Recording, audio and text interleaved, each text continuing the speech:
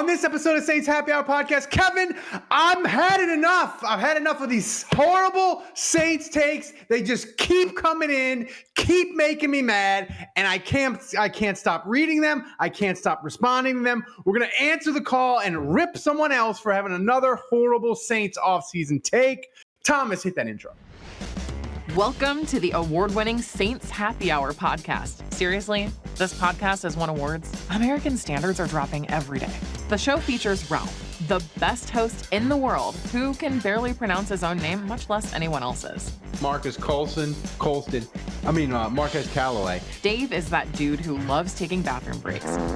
He's mad about almost anything, so make sure to lower your volume when he speaks. Put that freaking clown meme back up that I made. Jesus Christ. Andrew has sources, watches tapes, and knows football. He rarely shows up on time and wants to commit crimes to help the Saints win. Sean Payton would have done illegal things. Don't tell me I'm wrong, because you know it's true. Oh, and there's also Kevin, who is great at doing mock drafts, but struggles to actually watch Saints games or have a functioning relationship. Budrich wants to know how the doctor's doing. That ended. Anyway, grab a drink, sit back, and enjoy the insanity. All right, everybody, welcome to another edition of Saints Happy Hour Podcast. Thanks for joining us. I'm joined by Kevin. I'm struggling, Kevin. I got chest issues, so I'm struggling. I got Kevin with me. I got Thomas with me. Why do you have chest issues? Is it personal stuff? Or my chest burns like gonorrhea. I'm drinking a Buc-ee's 40-ounce soda, and I'm burping all over the place. Sally, I need help. Sally's not here to help me. So if you find us on the YouTube, rate us, review us, subscribe to our channel. If you listen to the audio-only version, please go to saintshappyhour.com and become a patron. We need support to keep doing the podcast the way we do it, to grow it, to make it. So do it. So Kevin, today I want to talk like this. The whole. I'm worried about my own health because the horrible. We've been worried about your health. You're just now starting to worry about your health? I'm just starting now to worry. Because before we get into Seth Walder of ESPN, before we get into his horrible, disgusting, nonsense, incoherent Saints offseason take, before we get into that, I want to ask you a general question. I worry about my health. These Saints offseason takes are so bad and so just divorced from reality, and they make up imaginary things to be mad at the Saints about when there's plenty of real things to be mad about. Like, the takes are so incoherent and so bad. I worry that I need to let it go for my own sanity, because the Saints aren't a glamour team anymore. They don't have Sean Payton. They don't have Drew Brees. And the national media just doesn't give a shit about the Saints anymore. So they're not going to care. They didn't give that much. I mean, they didn't give that much of a shit to them. It was just like they would. It always felt like they would pay attention to the Saints as an inconvenience. See, but even if it wasn't inconvenience, I felt like the national media was more plugged in to like what the Saints were actually doing. Okay. And now they're just lazy and fucking incoherent, and they don't give a damn. They don't do any research. And it's supposedly smart people. Robert Mays, Barnwell, this dude, Seth Walder, which we'll get into in a second. And maybe, Kevin, maybe it's my fault. Maybe I need to just be like, the Saints are in the media ghetto now. And I need to realize the national media, most of them are lazy son of bitches. They're not going to care about the Saints. And just, I need to understand that they're not going to put in to talk about the Saints. And it's my fault. Like, I shouldn't be mad. Is that they're not going to put in what? The effort to talk about the Saints. You know, like, I don't put in the effort to talk about the Bills, right? So like, well, and we all know what my effort level is. So, you know. But do you agree? The bar is below this box here that you cannot. Hang on, let me try and get there we go. It is below this gold bar. That's where it is. Okay. But I think you would know more than Seth Walder. But for my mental health as we begin, should I, like, do I need to let it go? Do I need to just, like, not pay attention to these takes? Like, what am I over there? Have I gone too far yelling at people on Twitter? You do not have the luxury of being able to divorce yourself from this. I was able to,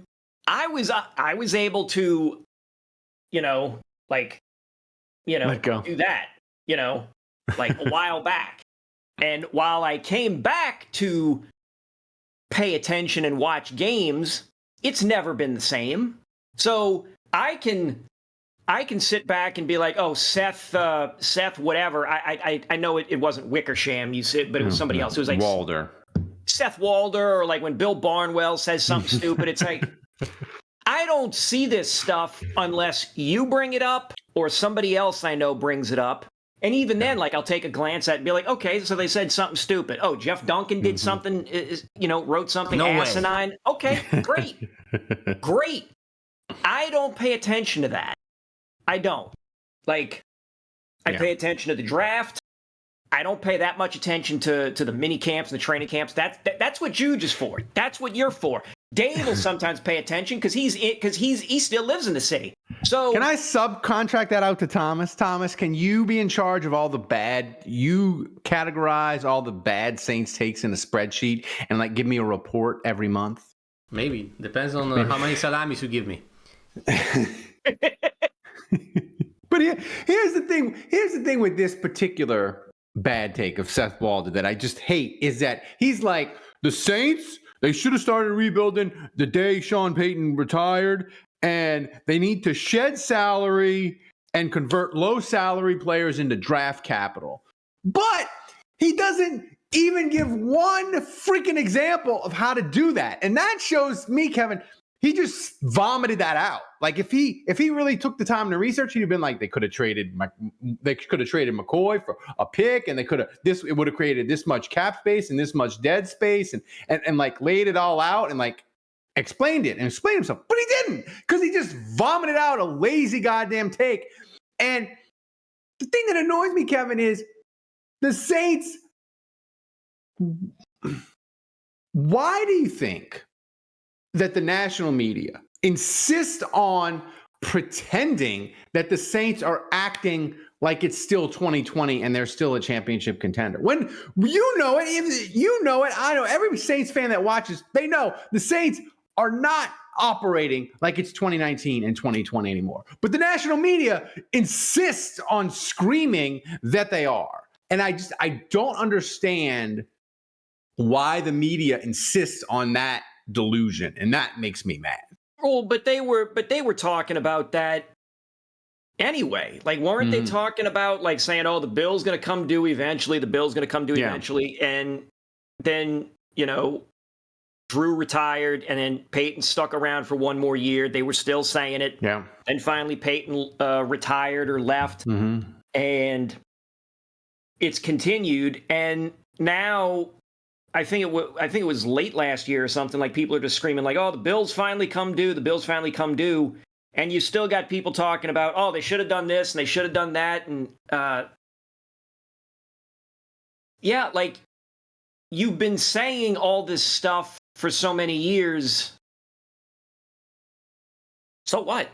Like, the Saints have operated on the salary cap is not real for seemingly 2 decades, almost, maybe.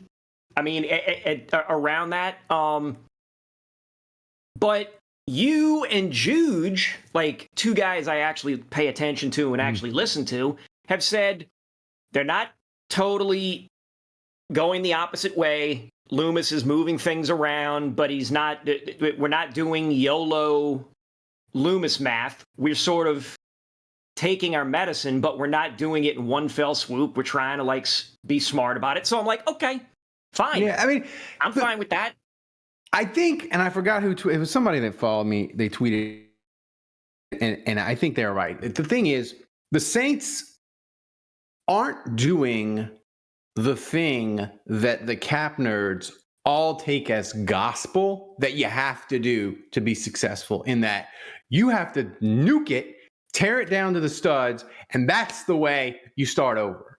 And the Saints, because of how they operated from 2017 to 2021, they can't. Like the Saints, they can't rip it up, trade a bunch of vets, get a bunch of picks, and cut a bunch of dudes. They can't. Like the way that the cap is constructed, they literally can't do that unless they would cut a bunch of dudes and have a bunch of UDFAs and fill the roster with like cast-offs and homeless people. Like they cannot do it. So they kind of like like you said, steered the battleship in the other direction. And the thing is, to the cap nerds, what the Saints are trying to do is really freaking boring. The Saints are trying to muddle through losing their Hall of Fame quarterback, losing their Hall of Fame coach, and not have 2-3 seasons of less than 5 wins. One, because just like I said, they can't do it. But two, Kevin, I think the Saints, rightly or wrongly, with the fans on Twitter that want this and all that, rightly or wrongly, I think the Saints and Loomis look at the Saints and say, New Orleans. For all the love that we have for the Saints, and the city has passionately loved the Saints, economically, the Saints cannot withstand 2-3 years of 5-12, 4-13, 5-12, because the season ticket base in New Orleans is not corporate. It's normal people. Even the people that buy the really nice seats are regular people. It's not, they don't have a giant corporate base with thousands of tickets like where I live in Houston, where last year when the Texans started to win, the coach was literally telling people, hey, we're winning again. Could y'all please start showing up to the games? Because they have a lot of empty seats that are sold that aren't filled. Could y'all start showing up to the games? The Saints, they ain't got that luxury. Right. To sell the season tickets. You sure tickets. as hell don't want energy buying the tickets, because that money needs to be going to fixing the damn infrastructure. That's right. But you get my point. Like, I don't think the Saints think of it. Like, they may bottom out, and it may end up being that anyway, but the Saints are not going to choose to bottom out willingly because they fear what that does to the ticket base. And I just wish national people, if you're going to have a take about the Saints offseason, if you would include and do 15 minutes of research and know at least some of these things. And the Seth Walders and the Bill Barnwells and the Mays, they just refuse. At least I'll give Mays credit for one thing. He did yell at me and said, "Deal, I won't talk about the Saints till 2026." So at least he was honest about it. Great, one less clown to hear from. But you've said this, Jude just said this, and I think Dave has even agreed with this. It's like, okay, you blow it all up. Mm-hmm.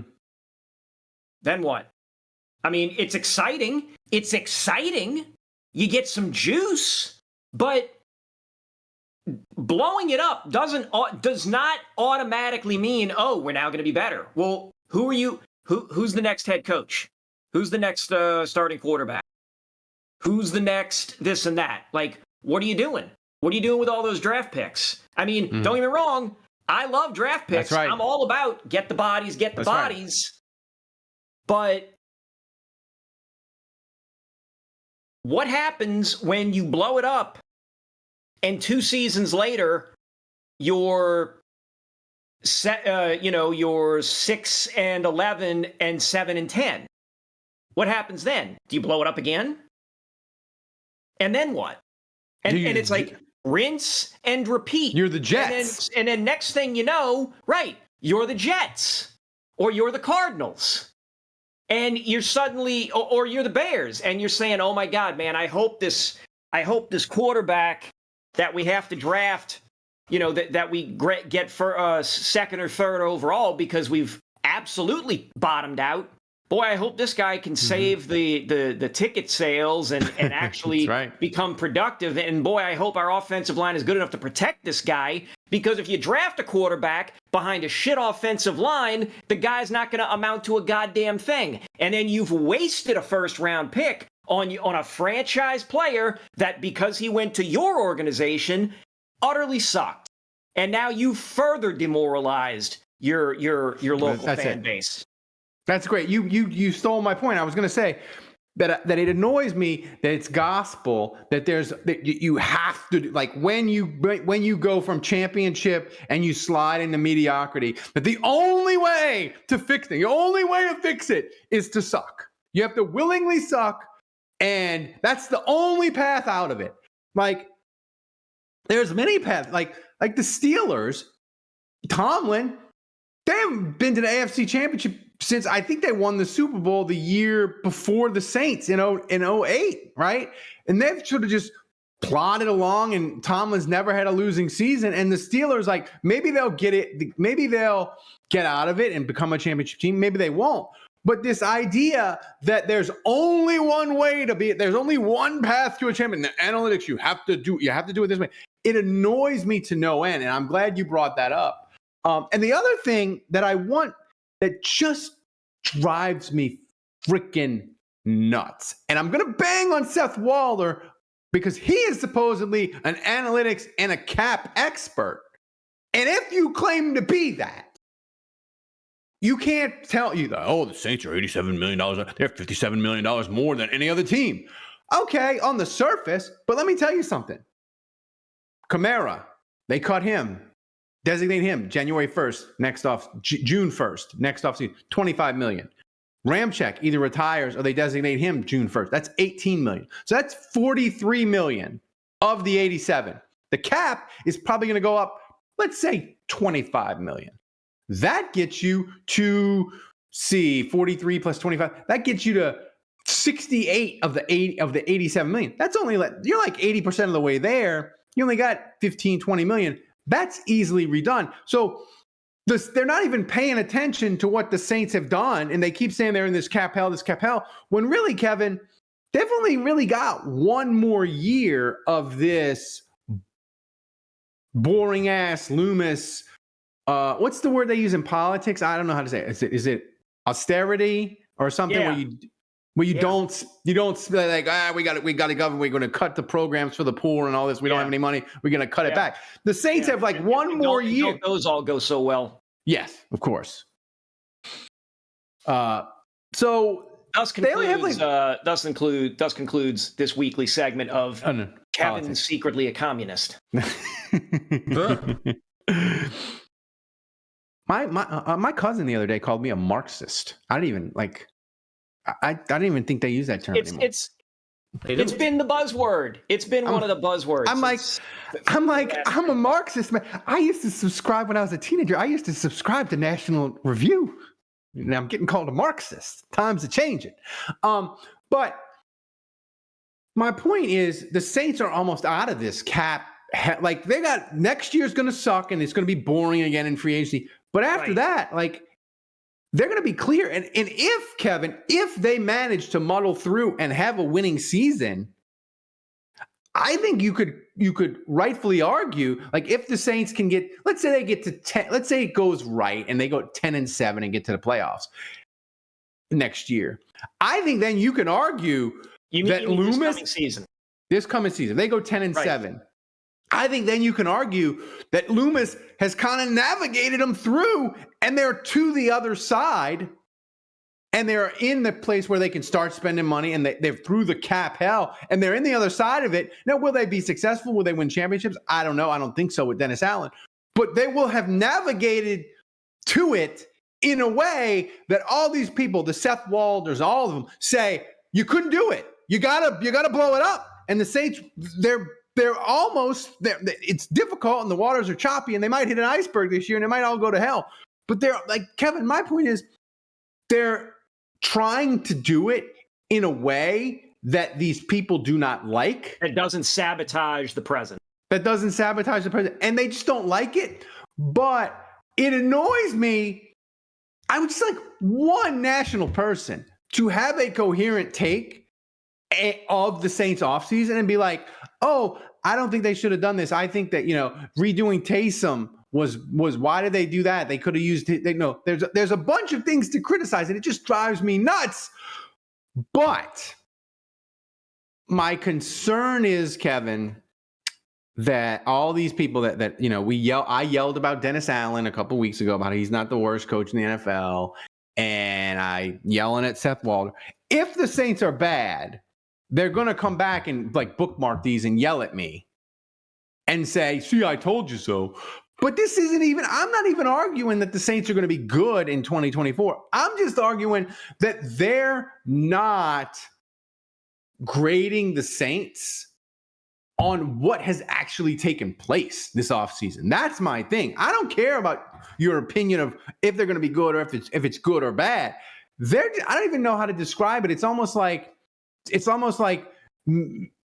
arguing over the earth being round, and they're telling me, they're like, I want meatloaf for dinner. And I'm like, but we're arguing about whether the earth is flat or not. And you like, no, I want to argue about meatloaf. So it just annoys me.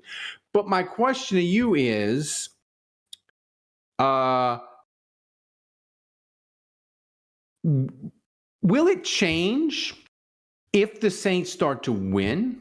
Will they pay attention? Or, Kevin, no? No. I mean, look.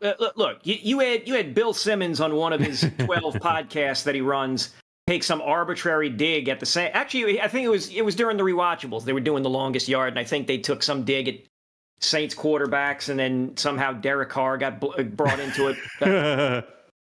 Whatever. That's rich coming from him. His fucking quarterback the last several years was Mac Jones, and now they've drafted Derek May or whatever his name is, Drake May or whatever. Good luck with all that, brother. Nobody is going to be, if the Saints somehow went 10-7, if the Saints went 12-5, Dennis Allen won't get any talk about being coach of the year potentially. Derek Carr, if Derek Carr's throwing 40, 41, 4,200 yards and has a good TD, I'm not even saying MVP thing, because he'd have to be insane. But nobody's going to really throw around, man, Derek Carr has really turned things around. They'd be like, oh, the Saints are a surprise. Anyway, let's talk about the Cowboys again. Or let's talk about I want to go back again. I want to go back to something about, any other number of teams. Hell, what are the Jets doing? What's Aaron Rodgers up to this week? Is he going to play? Is he going to do this? We got to go back. Before we get out of here, because you mentioned something. And I agree with you on Derek Carr. I don't think there is any scenario where he could be a serious MVP candidate. I don't think, you could throw out stats, you could throw out the Saints winning. I don't think there's any serious scenario where Derek Carr can be MVP. But I want to back up. I kind of disagree with you. You don't think there's any pathway for Dennis Allen to be coach of the year? It would have to be ridiculous. I'm talking 12-5 minimum. Okay. You don't think if they went... The Saints... Hang on, let me go pull up the schedule, because I want to be able to say definitively, I'm talking they've got to starch people. So you got Dallas and Philly early on. You got Kansas City on the road. They got to win 2 of those 3. And one of the 2 that they win, they've got to absolutely starch them. And one of those wins probably has to be on the road. So that's either Dallas or Kansas City. You then march through. You go into the bye week with a very good record. You're leading in the division.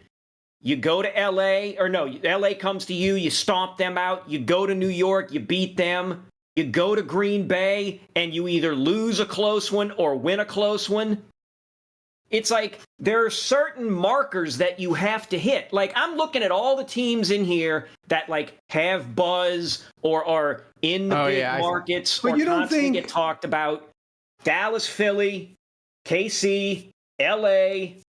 Actually, they go to LA to play the Chargers, and then the Rams come and visit them. So take your pick. You don't think on one of them. You don't Washington is going to have some sexy talk, but that'll be late in the season, so who knows? Yeah. The Denver game is going to be a thing. But again, I'm just telling you, if you for some reason are really rooting for chaos and want to see Dennis Allen of all people get coach of the year talk, 12-5 at minimum, and this offense has to be improved. But even then, they're going to throw it all on Clint Kubiak. You don't think though? You don't They're think going to like throw it all, including Kubiak. So that means Saints, that the defense has to be better than it already is, which is fine. Hey, I'd love that. But then you've got to get some in-game decisions.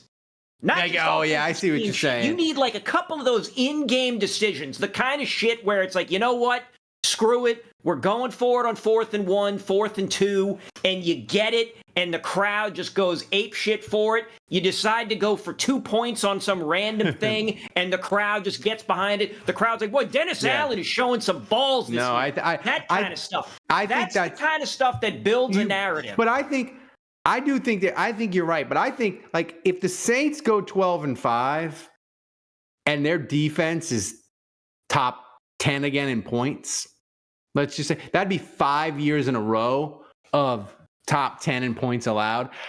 I think Dennis Allen, I think he would be in the conversation, whereas Derek Carr could throw for 50 touchdowns and 5,000 yards. He'll never be in the conversation for MVP.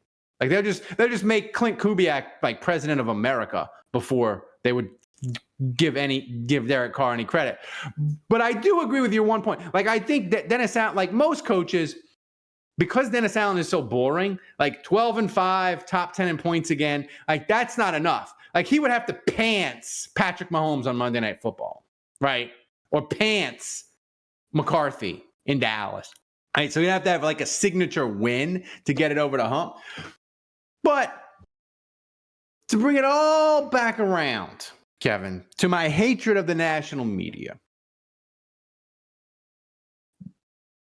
is there, like, give me a point in the season and give me a record that you think the Saints would have to have where the national media would start to pay attention to the Saints and not just pay attention to the Saints in a way like Stephen A. Smith on First Take, where if they beat the Cowboys, he's laughing about the Cowboys losing and saying who dat. Like, how good did the Saints have to be at the midway point of the year for all these people that vomit out these terrible Saints takes to actually start paying attention and caring and having a Saints take where we're like, oh yeah, that makes sense. They really did their research. They really know what's going on. They know about Peyton Turner's 5.5 sacks or whatever deep cuts, stain stuff that we know about that they want to. How good did the Saints have to be at the midway point of the year for people national media people to really give a shit about the Saints and do an hour of research before they talk about the Saints? All right, so I'll say midway point is the 9th game, which is at Carolina, November 3rd. You got to be minimum 6-3 coming out of that. Okay, minimum 6-3, and again, two of those wins have to come either against Dallas, Philly, or Kansas City. One of which has to be you pants them. And listen, maybe that means you beat them by 20. Maybe that means it's a pretty low scoring game, but you have just defensively befuddled them. Whatever. It is just obvious to anybody that watches that you dominated that football game from minute 0 to minute 60. That you have dominated that game. Yeah. Well, at least one of those. Yeah, I like that. I think you're right. I think I'm going to do. I think the Denver game. And listen, and I would say because the Peyton Saints game, that'll get pub, and it's going to be in prime time, even if it is on a Thursday. That'll get prime time. You got to win that one, and the KC game. That's also prime time. I think that's Monday Night Football. Yes, it is. You either have to win or not get embarrassed. Yeah. I think 7-2 is what they have to do. But Thomas, make the title of this ESPN hates the Saints. That's the title. Wait a minute. Hang on a second. Wait. You got to let me, because I thought we were going to talk about Ramczyk, because that's what this guy was talking about. Well, go ahead. Yeah, because again, we're going to circle. Time is a flat circle, brother. Guess what we're coming back to? Old Kevin is going to dog the Saints again for failing to adequately address the problem of the offensive line. That's right. For failing to adequately. So the Saints drafted Fuaga. And then who else did they pick in the 7th round? Oh, yeah, Josiah Ezrin. Okay, great. But again, I'm all for drafting players in the 7th round to bring in as bodies to challenge people. But when you have so many problems on the offensive line, like right now, they've got Talise Fuaga listed as a left tackle. He's got to then become the right tackle to cover for Ramczyk, which again, that's his bread and butter. Fine. But then who's the backup at left tackle right now? Trevor Penning. Following him, Oli Udoh and Justin Herron. Good luck. Left guard, Nick Saldivetti, who we haven't seen jack shit from. What about James Can't find Hurst? him with a search party. And Shane Lemieux. Shane Lemieux, that guy sounds like he should have a mullet and be playing in the Norris division, okay? Then really you got does. Cesar Ruiz at right guard, Mark Evans II, Kyle Hergel, sounds like a philosopher from Germany, and speaking of Germany, Nori Nuli. What are we doing here? The offensive line was a problem, not only because it didn't protect Carr as well as we needed, but couldn't open up enough gaps for this running game to do anything, which that's what we really are going to be needing. We need the offensive line to be opening holes and pushing people around, trim that. And instead, we address it by saying, okay, we're going to draft 2 tackles, 1 in the 1st round, 1 all the way at the back end. Yeah. Taken care of, everybody. Mickey Loomis, no, please. you didn't. Mickey Loomis, no, please. you didn't. Mickey Loomis, please sign David Bakhtiari, just to get Kevin, just to ramp Kevin down from like a 10 about the offensive line. Like if they sign Bakhtiari, he'll maybe get down to like an 8 in his panic, distress about the offensive line. So Mickey Loomis, if you could do that for me personally, that would be amazing. But you're right. I mean, you're right, Kevin.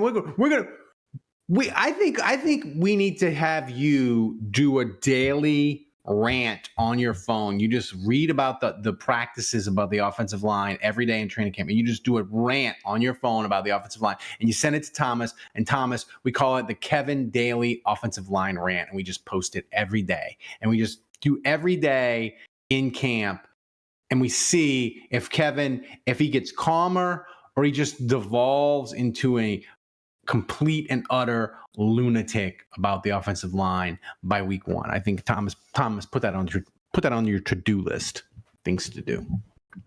So, well, thanks, guys. I hope you enjoyed this podcast. I love these Friday podcasts because I get worked up, and then when I get worked up, I try to get Kevin worked up. It's fun. We make Thomas run the show back in Poland. It's amazing. Guys, subscribe to the channel if you see this and you're not, and go to saintshappyhour.com, become a patron so you can support the show so we can grow it and keep doing this amazing stuff all football season long. So for Kevin, for Thomas back in Poland, I'm Ralph. Until next time, the bar is closed.